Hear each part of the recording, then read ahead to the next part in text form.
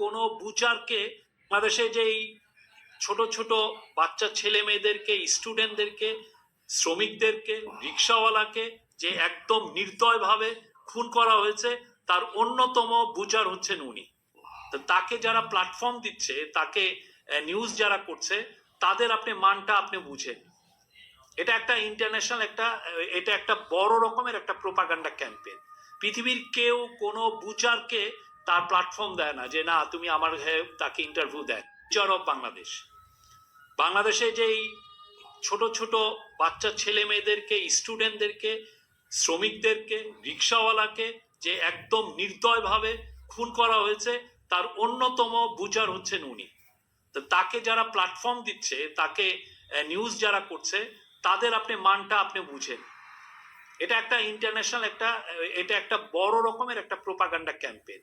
পৃথিবীর কেউ কোনো বুচারকে তার প্ল্যাটফর্ম দেয় না যে না তুমি আমার তাকে ইন্টারভিউ দেয় না। Asaduzzaman Kamal is the Butcher of Bangladesh. যারা পালিয়েছে তারাই চালাচ্ছে। হ্যাঁ, শেখ হাসিনা পালায় না বলে উনি পালিয়ে গেলেন, ঠিক না? ওনার চেলাচামনি উন্ডারা এগুলো করছেন।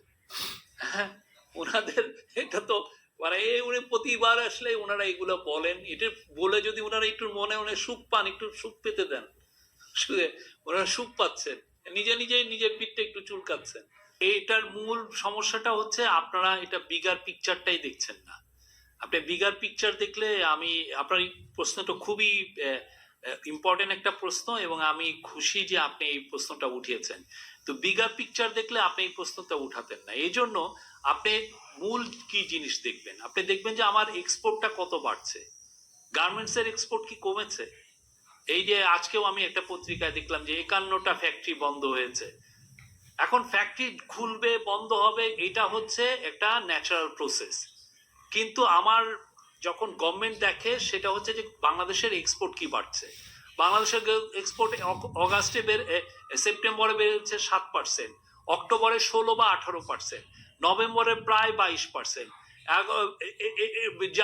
ডিসেম্বরে 18%-এর মতো। তো আমাদের তো গ্রোথ তো সেই রকমই, সেই লেভেলেই আছে। তো এইটা তো রিফ্লেক্ট করে না যে, আর যে কয়টা ফ্যাক্টরি দেখেন সেগুলো কিন্তু এই বেশিরভাগই ফ্যাক্টরি যাদের ওনারা পালিয়ে গেছেন, দিয়ে পুরো বার্ডেনটা আমাদের উপরে দিয়ে গেছেন। পুরো ব্যাংকগুলোতে চুরি করে যা যা ছিল সব নিয়ে পালিয়ে গিয়ে এই লোকগুলোর এখন বেতন না দিয়ে ওনারা ওইখানে এটা মজা দেখতেছেন অনেকে। কিন্তু আপনার দেখতে হবে যে এই যে নতুন যে এক্সপোর্ট বাড়া মানে হচ্ছে জব আরো তৈরি হওয়া। আপনি এক্সপোর্ট বাড়াই, আপনি যে এক্সট্রা $1 বিলিয়ন যে এক্সপোর্ট হচ্ছে, সেটার জন্য তো কেউ না কেউ তো সুতার কাজ করতেছে, কেউ তো হয়তোবা সেলাইয়ের কাজ করছে। আপনি ওভারঅল তো এক্সপোর্ট তো আমাদের বাড়ছে।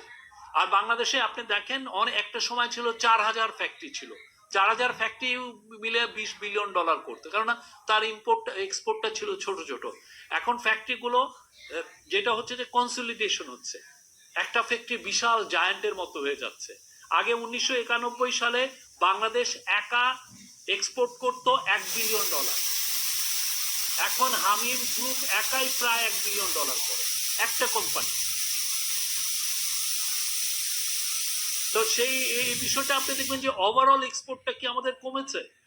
আপনি ফিগারটা নেন, এবং আমরা কোনো ধরনের কোনো ফিগারে এক বিন্দু ম্যানিপুলেট করছি না। শেখ হাসিনার সময় বছরের পর বছর এক্সপোর্ট এর ফিগার ম্যানিপুলেশন হয়েছে, ওনার আমলেই এটা রিপোর্ট হয়েছে, আমাদের সময়ে না।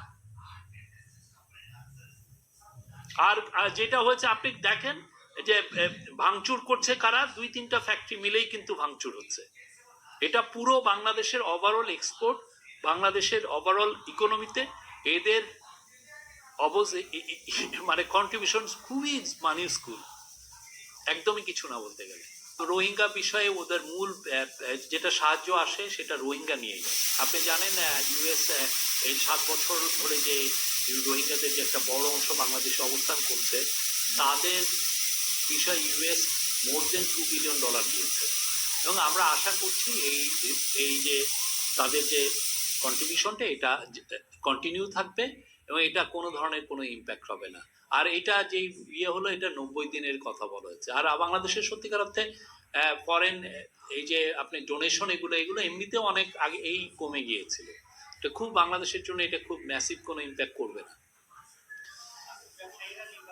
ব্যবসায়ীরা, আমার মনে হয় ব্যবসায়ীরা তাদের, আমরা খুব ভালো ইনভেস্টমেন্ট ক্লাইমেট দিয়েছি, বাংলাদেশের ইনভেস্টমেন্ট ক্লাইমেট ফিরে এসছে, বিদেশি প্রচুর ইনভেস্টররা বাংলাদেশে ইনভেস্ট করতে চাচ্ছে।